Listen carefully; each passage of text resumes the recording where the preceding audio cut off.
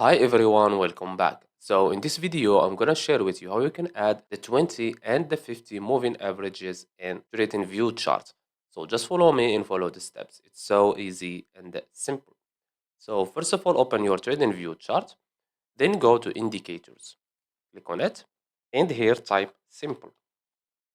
Just type simple, and you will see here moving average simple. Click on it 2 times like this, and as you can see here, this is our moving averages. Okay, now go to the first one and click on the gear icon. Now let's make this one the 20 moving average. Let's go to style. You can change the color from here, so let's choose for example red, and the thickness I will choose this one. Okay, after you finish, click on OK. So the red is the 20 moving average. Now let's go to the second one. Click on the gear icon, go to input and change this one to 50. Go to style again, the same thing, and take that to get the idea. Now let's choose for example yellow, and I will choose the thickness, okay, from here.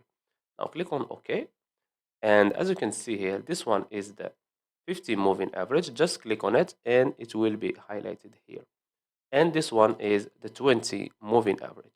And that's it. So I hope you found this video helpful. Don't forget to give us a like and subscribe. Thanks for watching, and see you on the next one.